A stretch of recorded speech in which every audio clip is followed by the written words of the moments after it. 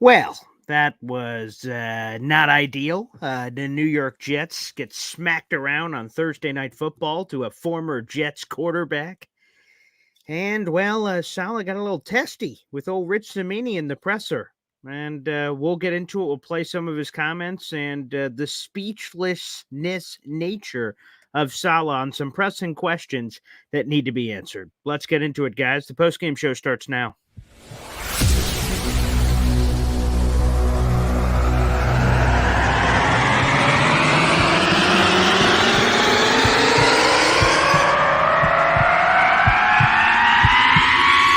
Zoinks! It is unequivocally the Super Bowl for New York Jet fans. Field Yates, baby. Field gosh darn Yates. Let's bring him on the show. Come on, people. Connor Rogers is joining the show. What's up, Connor? But Trevor gosh darn Sycamore, baby, for me, personally, my favorite New York Jet of all time. Wow, it's great to be on. What an intro that was right there. Paul, nobody does an intro like you, man. Paul, you give the best intro of literally any podcast that I've ever been. I'm gonna lose my gosh darn bananas.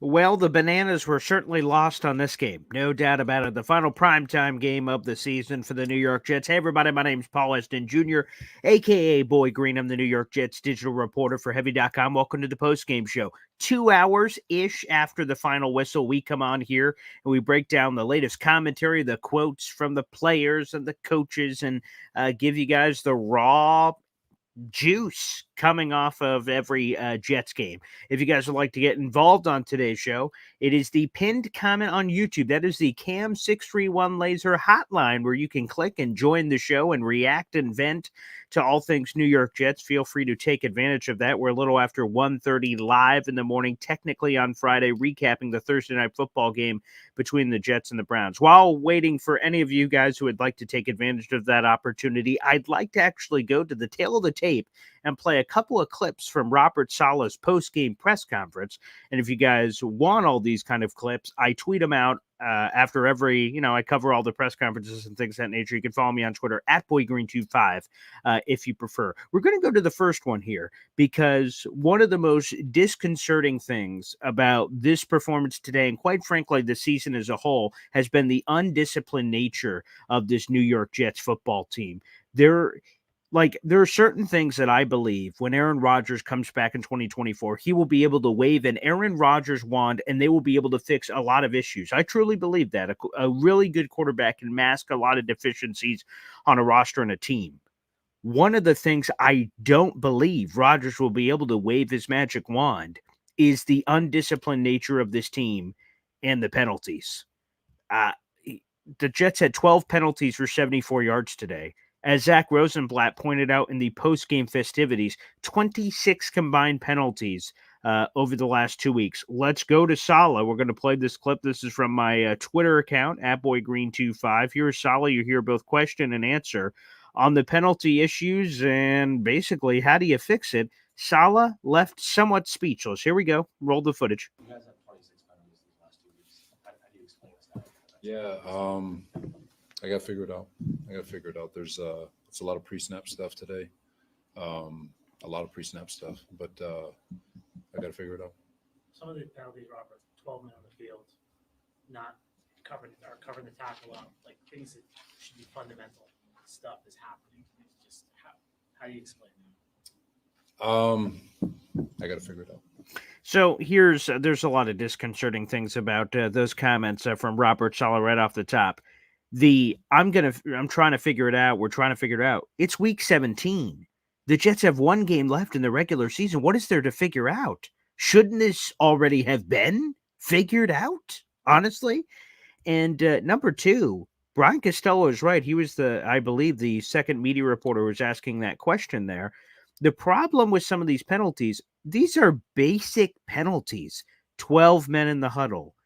not having the proper guys on the line of scrimmage. I mean, this is basic stuff. This is football fundamentals, football 101. We're not talking about, there's a little bit of a gray area and did he take 2 steps before he hit a guy or a roughing the passer or this or that. These are football fundamentals that the Jets are simply screwing up. And Robert Saleh confounded. Hey, coach, this many penalties. What's going on there? Got to figure it out. Yeah.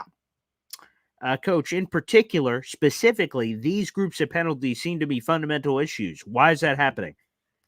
Got to figure it out. Wow. That part of the equation is a tough pill to swallow. But what about this? Robert Saleh, which we'll get right into here. We'll play another clip for you. Got a little testy with old Rich Cimini of ESPN, and I know everyone's got different opinions and things on Rich Cimini. I'll tell you this. I thought Rich Cimini was well within his rights to ask this question, and basically he bluntly said, as you'll hopefully hear, I don't know how loud the media questions are to you guys, but nonetheless, I will recap it for you. But Rich Cimini basically says, Saleh, shouldn't you be more upset, like more angry? It seems like you're kind of bottling up your emotions. What are you feeling right now? Because we're not getting a sense of that. And, oh boy, got a little testy between old Cimini and Saleh, and that ultimately ended the press conference. So let's go to that clip as well. Again, this is the exchange between Rich Cimini of ESPN and head coach Robert Saleh to end the press conference. Here we go. You don't seem, maybe you're not conveying what you really feel inside, but you don't seem like particularly like angry or upset about it. I'm wondering if you could just share like what's really churning inside of you now. I'm not quite sure on the question, Rich. You don't seem like Do you want me to throw the podium on the floor? Whatever you want to do. Thanks, everybody. Awkward. Yeah, in case you missed that exchange between Robert Saleh and Rich Cimini, which, by the way, I think he was well within his right. I know some people are calling out Rich Cimini for a garbage question. I thought the question was straight up because, in my observation, Saleh looked withdrawn. He looked unemotional. He looked like in one of those movies where your soul leaves your body, but your body's still there, kind of going through the motions. Saleh wasn't like infuriated. It didn't appear to be. He didn't seem infuriated. Like I said, withdrawn is probably the best word to do it as he's going through the press conference answering question. Yeah, I don't know what's going on with the penalties. Yeah, I'm not really sure. No clue. No, like, ferocity. No anger. No, I don't know. Again, maybe to Rich Cimini's point, he was bottling up, but Rich Cimini said, yeah, you don't seem angry. What's the real emotions going on there? And then Robert Saleh was kind of like, I'm not really sure how to answer that question. Rich Cimini's like, well, you just don't seem bothered. Again, whether it's by the Jets' overall struggles, the penalties, the loss, whatever. And then Saleh just kind of goes, do you want me to spike this podium? Cimini goes, well, if you want to, I don't know, whatever your emotions are. I mean, he's trying to get a gauge, try to get a temperature. And I thought, like I said, Rich Cimini, well within his rights to even ask that question because, Robert Saleh in his San Francisco days was known for, that's another good point here, Wild Wave on YouTube. He looks defeated. Yeah, that would be another word to use. He does. And he also looks like this because, in case you missed it and you've been sleeping under a rock, Woody Johnson already told Saleh and Joe Douglas well before the New York Post report came out that you guys are safe. You guys are coming back in 2024.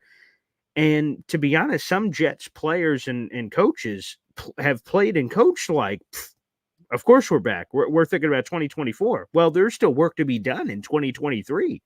I know some people have said, hey, the season's over. The season's over. There are players playing for their lives. There are players playing for roles next season. This is an important piece of the puzzle here for the New York Jets. And this lack of activity from Saleh is disconcerting. The penalties are disconcerting because is Rodgers just going to show up and all these problems are going to be fixed? What about the defense?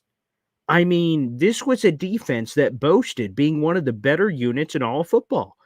And they got slapped around by a Browns team that's on their 4th quarterback who signed on a week ago, or excuse me, like a month ago, November 20th range, a little over a month ago.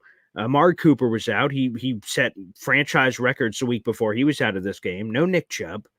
I mean, this team is missing several pieces. They're missing several pieces on the offensive line, and they carved the Jets defense up like a Thanksgiving turkey. And Saleh also kind of throwing his hands up, a little technical this, technical that, little out of this, little out of that.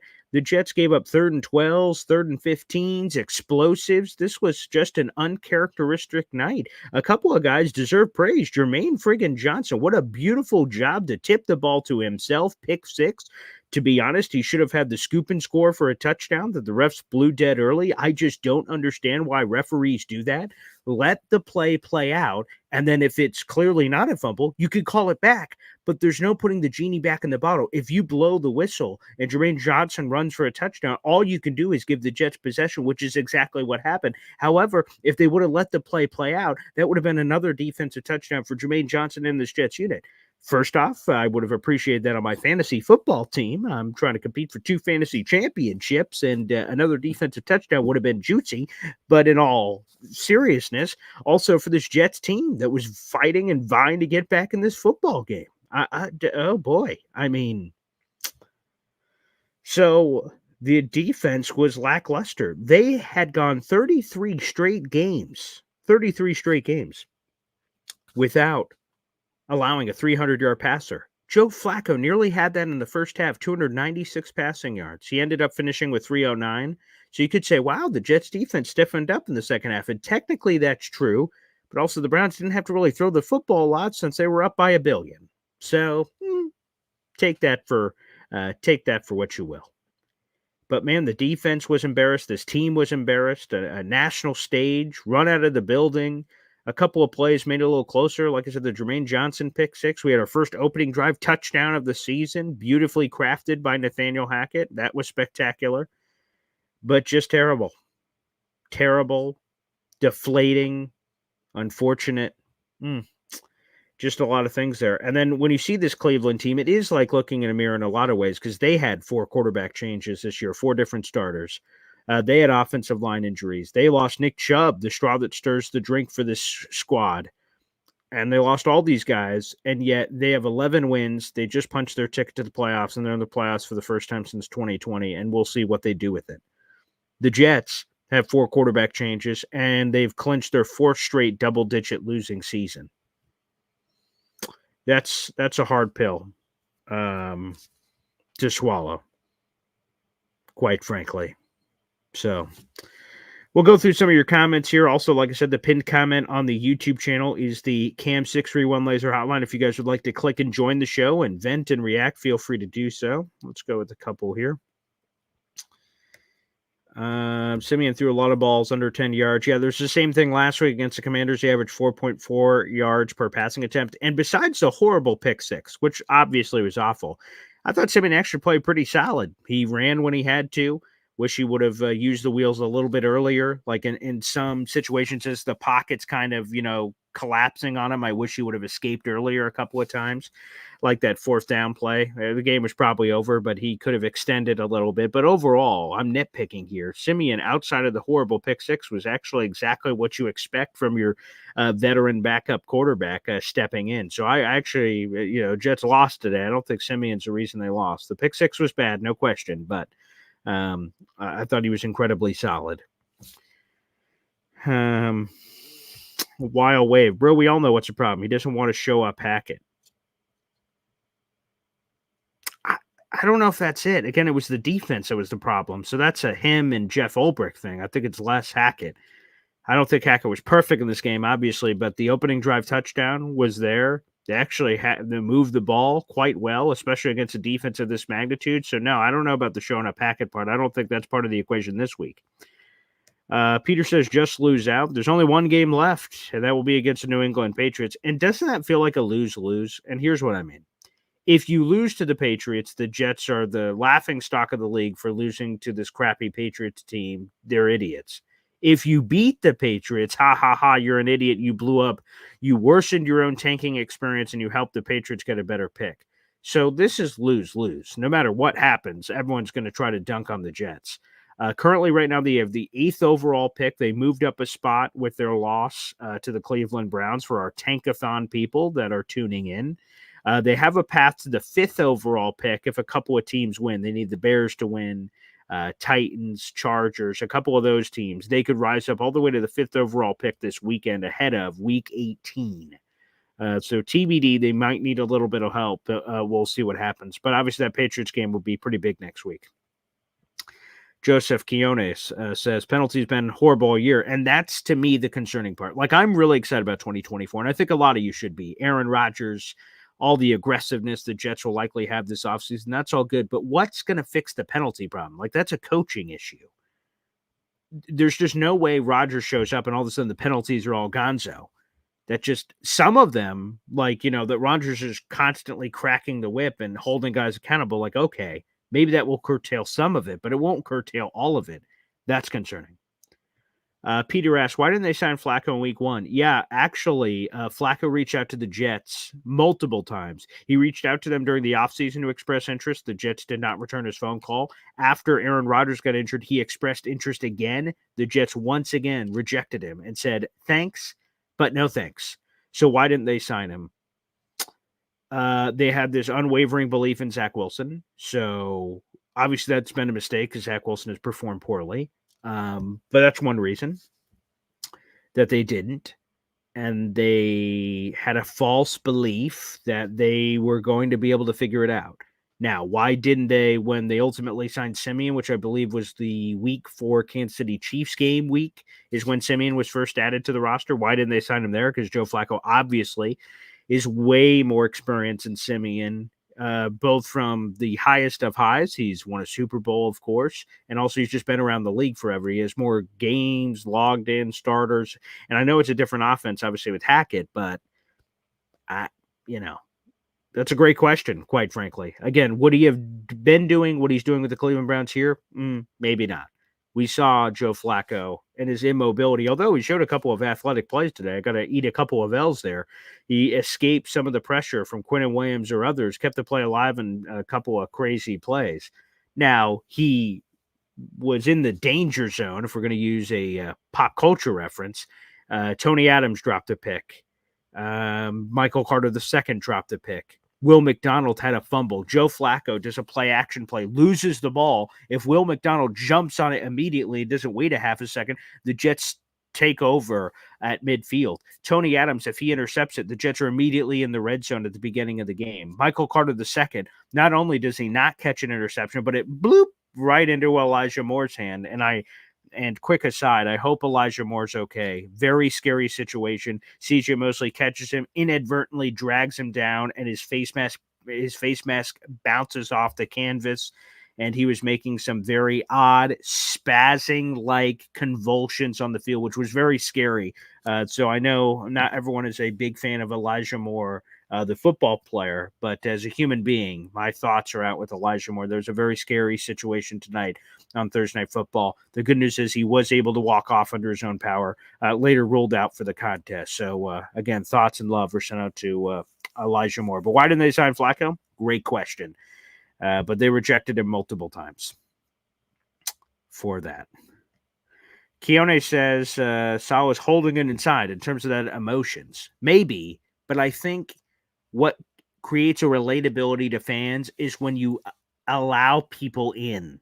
When you allow people in to see what's going on. Because when you're an emotionless robot, whether it's on the sideline or press conferences, it emotes like you don't care. And you don't want to have that perception, whether true or not true. I'm not in Saleh's mind, but it gives the perception that you don't care. They don't give a flying hoot, that you're thinking about 2024, that you're checked out, and all these other things. That, to me, red flags. I love Saleh a lot. I wanted him when part of the coaching cycle. He was one of my top 5 candidates and one I thought very highly of. I thought he was going to Detroit, but overall, he's one that really excited me for a lot of reasons. But this kind of stuff is not exciting me. Wild Wave on YouTube says, bro, Robert Saleh been on autopilot since Buffalo when he benched Zach Wilson. Maybe it goes back that far, I'm not sure. But autopilot's another good word for, unfortunately, what we've been seeing. Keone says, how does a good defense not show up? Especially in a game like this, it's not like you're playing Patrick Mahomes or someone crazy and he just gets you. Joe Flacco was on his couch a month and a half ago. what are we doing here? That's embarrassing. It was an embarrassing loss for the New York Jets. They got run out of the building. A team is going to the playoffs. They punched their ticket at your expense. That's as embarrassing as it gets. As embarrassing as it gets. No, and all the credit in the world to Cleveland. Just going to the playoffs. We'll see what they do in there. But that's embarrassing. Where is your pride, New York Jets? Where's your pride? And maybe we'll answer that question for Week 18 against New England Patriots. We'll see. Jermaine Johnson, huge asset. Again, really love what I saw from Jermaine tonight. Pass rushing, making plays. He's a talented player. Average Joe, out of curiosity, who's our backup quarterback in this game? Yeah, Zach Wilson was ruled out with concussion symptoms. He missed the Washington game, and he missed this game because of them. Our backup was Brett Rippon, as a matter of fact. And we will see if the Jets stick with Simeon. Saleh should speak tomorrow, probably. We'll see if, whether or not they go to Simeon or try Rippon or God knows what. But Rippon was the guy if he couldn't go. There was no emergency third quarterback, so it would have just been Rippon as the only other choice. But good question. Let's go to Alien Emoji on YouTube. Why couldn't Flacco play like that with us? Yeah, that would have been nice. There were spurts where he threw a lot of passing yards. I can't remember if that was that?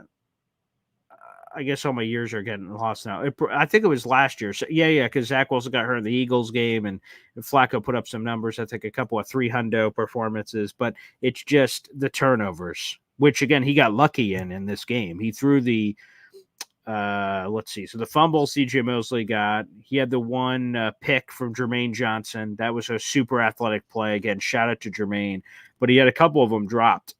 Tony Adams dropped a pick. Michael Carter II dropped a pick. Will McDonald couldn't secure the fumble. He was this close to securing it. So Flacco flirts with danger all the time. So the Jets could have had those turnovers, and maybe that changes the game. But yeah, why couldn't he play like this for us? Fair question. Because we're the Jets, I guess. Do I think there's a chance Saleh could resign? No, I don't think so. No.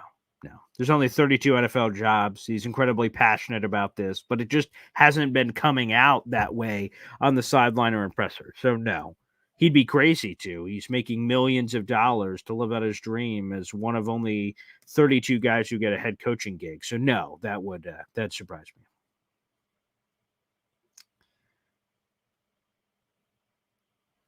Haven't won in the regular season in New England since 2008. That's a good stat. I just knew that it's been 15 in a row. I know the Jets have not beaten the New England Patriots within 60 minutes of regulation since the playoffs. That was the 2010 playoffs in the year 2011. Besides that, the two wins that I believe the Jets have in that time frame from then to now were both overtime victories for the New York Jets, which is stunning, to say the least. So for me personally, I get everyone wants a draft thing. For me, I want to kick the Patriots' ass. I want to send Bill Belichick out with an L. That's what I'd like. But hey, different strokes, different folks. And obviously we'll have plenty of time with this mini bye before we get to the final game of the season. All right, let's go to the Cam 631 Laser hotline. Again, you guys can click that. Feel free to join the show. I'd appreciate it. It is the pinned comment on YouTube. We're going to Forever Green, who joins us here at nearly 2 a.m. All you Jet fans, crazy bastards, are wild just like me, but I appreciate it. Let's go to you, Forever Green. What's popping, brother? Hey, how you doing? Excellent, man. Well, not as excellent, but hey, that's here nor there. So you talk about next season. Excuse me, I got a cold. No, that's okay. You talk about next season, but the truth of the matter is, with Rodgers, what we saw, we didn't see a pass. We saw last season where he had the broken thumb before that, right? Yep. Mm-hmm. He went into the offseason, went to training camp, had the calf injury, then had the Achilles, right? So we don't even know, the calf could have happened during the summer, which led to the Achilles. So you have a whole nother season of him not playing, right? He's going to end up going ahead, taking it easy, maybe, right? We look at him next year. He's going to be, 41, right? Yeah, that's correct. So he will turn 41 in December is his birthday. So he will be 40 for the majority of the season, but he will turn 41 in December. That's correct. Right. So best case scenario, best case scenario, he's, let's say, slightly better than his last year in Green Bay, right? I mean, Okay. let's be realistic, right? Yeah. I mean, Mhm. I'd love for him to be Aaron Rodgers from back in the day, but he's not going to be that Aaron Rodgers, right? We Okay. can't expect that. We can't expect it. You know, he's a 41-year-old guy back there. Even looking at older Brady, when Brady was still killing it, he wasn't throwing downfield like he was, when he was younger and things like that. It was more midfield passing and stuff like that. Rodgers is not going to be as mobile next year. Yeah. You don't even know what he's going to look like coming back from the Achilles, to be honest. I mean, I know it's nice having the little puff pieces with him on the sideline tossing the ball, but it's a lot different when you have 300-pound guys running 4-3 at you. And is true. oh yeah, by the way, I don't care what they do on the offensive line, because let's face it, right? You got to go ahead and replace almost every single guy. Laken Tomlinson stinks, right? At best, he's a bad average on a good day, right? Okay. Mekhi Becton's not coming back. Oh, So your left tackle's gone. awful. Yeah. Right? Your right tackle doesn't exist. He's not on the team right now. AVT, who is wonderful, has never played a season. That's right? true. He's coming back from injury. So what's the likelihood that he's going to stay healthy? You got Tippmann in there, which may develop into a center.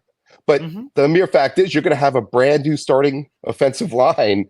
Whoever you assemble, which you're not going to end up getting top talent in every position there, they're going to end up having to learn all over again. So you're going to tell me in Saleh's 3 years with Douglas, right?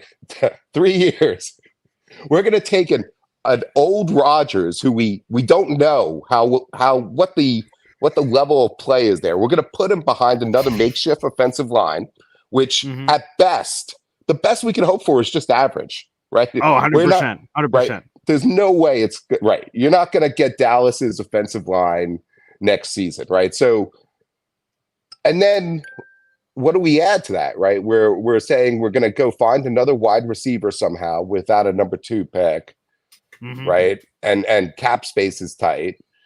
You still need other things on this team too. It just probably need another running back. You probably need another tight end. Yeah, I mean, there's a lot of offensive help. Obviously, the backup quarterback thing you have to address. Yeah, there's a lot of names. Yeah, and by the way, that's saying you don't touch anything on defense, right? And right. I know. Listen, I know a lot of pieces are coming back, but I mean, are we really saying we're done at safety and linebacker? I know. Listen, I love Kinsey this year, and I think he's been great. I love the brothers, but at the end of the day, we still need more depth at linebacker. What happens? We got very fortunate this season on injury on defense. Very lucky. Twice in a row. That's 2 that's 2 years in a row. I mean, I was sitting here the whole season. I thought if you had asked me before the season started, I would have told you the thing that I thought would have happened, because we're Jet fans, right? It's the black sky exists over us. I would have told you Sauce Gardner would have broke his leg or something like that. I would have thought that would have happened before the Aaron Rodgers thing. I would have thought Sauce would have broke his leg. Teams would have been scoring on us like crazy. The Bills would have been having a field day on us because Josh Allen would just throw it downfield and we're done. And of course, the defense stays completely healthy again. And, our offensive line looks like it did the year before.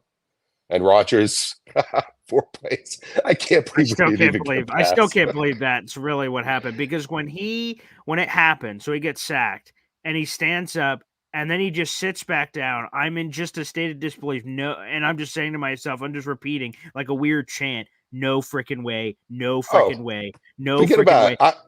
I was sitting there. I had my father on the couch. I had my son on the couch in front of me. I got the game up. We just rewatched all of Hard Knocks all over again. Nice. We're sitting there. This is the moment. And And he looked at me. My father looked at me afterwards. And it's funny because you just go through all the years. I watched the Jets in the '80s and the '90s. He's obviously he actually got to see the championship with Namath. I didn't. That's awesome. Excuse me. I'm sitting there and I'm just staring blankly at the screen. I don't know what to do. It was insane. I mean, you can't make this stuff up, but the only thing I'm happy about is I will say this, because like there's a lot of people who I would have assumed when that happened to Rodgers and he's just sitting on that field and he's just looking out into the abyss. I think a lot of people are like, well, his career's over. Like that's the Jets run. 4 plays, see you. Yeah. And as I far can't believe he wants to come back. And for multiple years, apparently. Like he wants to do 2024, 2025 at a minimum, and then let's start talking. So I am just pleased that at least that, because imagine how fucked, and let's be blunt here, hey, it's 2 a.m. How fucked the Jets would be if Rodgers said, well, I guess I'm retiring. And then the dead cap, the no quarterback answer. Well, don't forget the picks we traded, right? I mean, of course, I know, right, yeah. I know it's not 2 number 1s now, but it's our 2nd round pick and our first picks. Last, and that's the other thing too. I don't know what they're going to do with quarterback. I mean, you got to get that backup quarterback. Absolutely. You got to also draft a quarterback, right? At some point in the draft. And then here's the other thing too, which bothers me. Do I even want this regime drafting a guy, right? Even the late round. Yeah. I mean, do they even if they get the right guy, they're not even going to be the guys that are around for when that guy takes over. I mean, let's face it. Either one of two things are going to happen. Either Rodgers is going to be great next year, which I hope that's the case, right? Me too. Let's have something in our lives at this point. Please. Right. Please. Right. Or it's going to go down in flames, in which case, what are we talking about? These guys are going to be gone. There's going to be a new coaching staff. We're going to be drafting another quarterback. Now you're going to have 2 quarterbacks, right? You're not going to have you're going to have a competition between 2 guys that never played. Oh boy. Yeah. There's some holes in the plan. There's some holes in the plan. I don't know. The hard part is too, you look at Douglas, I could forget about the Adam Gase draft that he had with Mackay. I can almost forgive him for that because COVID draft attached to Gase. Right. There's a lot of weird there. Yeah. And you got to figure you draft for your coach in the scheme, right? Of course. The coach, right. Exactly. Mm-hmm. But I look at, you other than the one good draft we had, what do you got to show? Yeah. Shit. I mean, Michael Carter II was a cool find in the 5th round, but boy, you go outside. Ashton Davis, I guess you get a little bit of credit for that, but if that's the best thing that came out of 2020, that's not something I'm pounding my chest about. Boy. Yeah, I mean, right. Who's going to go ahead? What was Ashton Davis? Was he third round pick? 5th? What? Third round. So there you go. Who's going to give us a 3rd rounder in return for Ashton Davis? No one is. Even at the level he's played now, which has been very nice. It's nice. It's nice to finally have, but I mean, I just I don't know. I mean, and it's also interesting because you look back between McCagnon, Idzik, right? Oh boy. We've had bad GMs for a really long time. I mean, a decade basically. Well, even I mean, we could even go back to with Rex.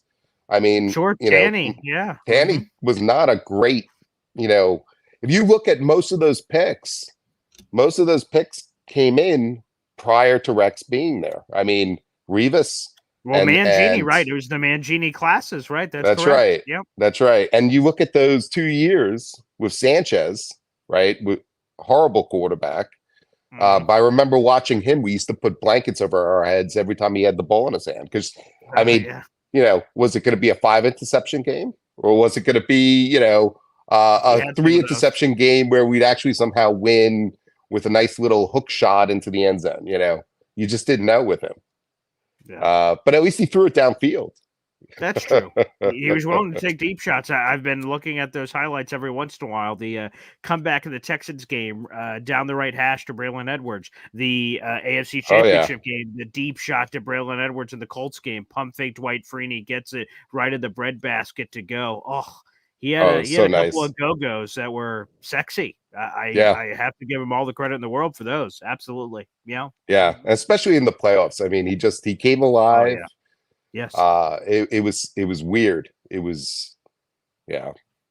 Actually, it was sort of funny too, because you think about the one Super Bowl that Aaron Rodgers has. We played Green Bay that year in the regular season. Aaron Rodgers couldn't score a touchdown on us. They won. Yeah, we lose I think it was 9-0. 9, right? And then we beat Pittsburgh in the regular season, and then we lose to them in the freaking championship game. They go on to lose to Green Bay in 2010. And you just think about the what if there, because we really that should have been the year. That I mean, I love Vinny and 98, but that should have been the year in 2010. That team was just that line we had. Yeah. Oh yeah. Come on. Think about it. I mean, that line may be one of the best lines we've ever had in this franchise's history. Oh my God! What would you do for Mangold and DeBrickshaw and Fenica and all the? If we had that line now, I know. I hope we can get. Perhaps those kind of dreams may be unrealistic, but if you can get some of that magic, and because here's the thing, we were talking about it earlier this week, that you've been begging the Jets, like the Jets organization, you've been begging for a quarterback forever. You finally have one, Aaron Rodgers, and now you can't protect him. Like you have to sell your soul. You have to do whatever it takes to get a competent offensive line and just see this thing through. So hopefully they can do it. But there's just so many, both starting tackles. If you move on from Lakin, I mean, oh my God, Elijah Tucker coming back. There's so many questions and so few answers, which makes obviously these next couple of months paramount to putting this Rodgers piece together and what the hope level will be for Jet fans heading into 2024, depending on what they can do. So it's going to be pretty wild for Evergreen. Yeah. I mean, it's and what's interesting there. To me, the offensive line is almost more important than anything else at this point because I agree. I mean, look, we saw in 2009, 2010 what you could do with a crappy quarterback because that also puts the Band-Aid on who the backup needs to be. It also, look, if Rodgers is half the guy he used to be, which is probably more realistic, he could still end up killing it for us if he has time back there and doesn't have to worry about being crippled every single game. Of course. Right. Half of Aaron Rodgers is better than most of what we've had at quarterback for a long time. So I mean, the other issue is the coach. And I'm not even talking about Hackett because I mean, forget about Hackett. Right. Aaron Rodgers is the coach whenever he plays quarterback. Exactly. This is exactly what I was going to say. Yeah. But I don't even know what to do with Saleh anymore. It's funny. I liked him. I did too. The first year, I did, and then last year, I think the thing that really bothered me was not making the moves sooner. Yes. Move off of Zach, save the freaking season. The inconsistencies. I think that's where we started seeing the cracks in the armor. When things don't go well with him, he is a very hard, and it's not. I'm not talking in-game adjustments on the defense or things like that. It's, and I don't know what type of relationship he has with Douglas or Woody or what goes on back there, but it seems to me he has a very hard time moving on from players for the big picture for the very season, much so. right? Yeah. And that's I mean, it's been a huge detriment. You just can't be successful in this league like that. I mean, you look at any other team, any other coach. I mean, the Broncos just benched Russell Wilson. He has what? Yeah, right. How many touchdowns does he have this season? What, 28? He has a 28-6 touchdown reception ratio, something like that. Yeah. But look, I'd take that any day of the week on the Jets. Amen. I would. Right. I'd give up my kidney for that right now. Yes. And they're going to eat $85 million next year. on them. Unbelievable. Meanwhile, we won't go ahead and bring in a quarterback the whole freaking season, before the season. Doesn't matter, right? We're just going to keep sending Zach out there, and then we'll send Trevor, Yeah. Brett Rippon might get in before the end of the season. Sure, Boyle. That was fun. That was fun. I just don't understand it. Well, we'll see if they can solve it this offseason. We'll see. Yeah. There's a lot of questions left unanswered, though. With not a lot of moolah in the coffers, they're going to have to get creative to find enough of the assets to answer all these pressing questions if they really want to make this an all-in year in 2024. And good offensive linemen don't become available, so they do not. No. Yeah, you end up. I mean, even more difficult. You go look at teams like the Giants. Look how they overpay for guys that suck, right? And we've done that as well in the past. Oh yeah. So I just don't know what they're gonna do. And then even if you pick the right guy for left tackle, which you better do with your first round pick. Yeah. Who's to say you're picking the right guy? If you do pick the right guy, he has to develop. It's going to be a rookie. I mean, ASAP. He's going to be plug and play. I don't know how you do that with a rookie left tackle on a must-win season. Get lucky. That's what you got to do. Right. Get freaking lucky.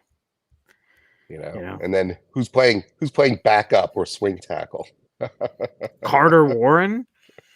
That's probably your answer right now, I'd imagine. Right now, based on everything we have. Crazy. Yeah. It's going to be interesting to watch. Forever Green, thanks for tuning in at 2 in the morning here. Thanks, brother. Very nice. On the Cam 631 laser hotline, very nice joining us here on the show. We'll be on for a few more minutes. I'll try to answer some of your comments, and then I got to hit the sack because we'll be back on here in a handful of hours because Tyson from Let's Talk Jets, he'll be joining us for Boy Green Daily in 5 hours. So I will try to get the minimum amount of sleep I could get for this, but let me quickly go through any final commentary here.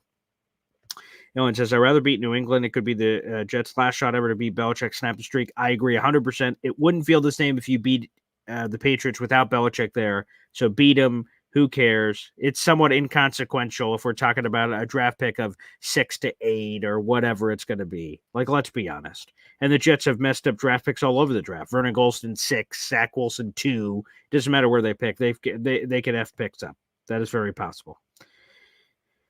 Eddie Vega says Woody should have never given a Mr. Clean, Robert Saleh, a vote of confidence. But again, they were always running it back. So even with these weird end to the season, I always felt like he was going to get that opportunity.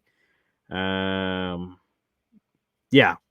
call it there. Thanks everybody for all the comments. Make sure you guys like the video, hit subscribe. We're trying to get to 6,000 subs before the new year. We're running out of time, so I'm not sure if we'll be able to get there. We're at about whatever it is, 5.87 or something. We're like 130 people away. So tell a friend, show your support. Thanks for tuning in. Thanks for trudging through this Jets season. An ugly game against the Browns. We've got one more game left, the New England Patriots. So like I said, tomorrow morning we'll have Tyson from Let's Talk Jets, Dom C, Connor Long on Instagram, Italy, Will Parkinson, Taylor Kyles, a bunch of people coming up on the morning show, which you guys, could check out every day live at 7:30 in the morning. Get some sleep, you crazy bastards, and we'll see you here in a couple of hours for Board Green Daily. Take care.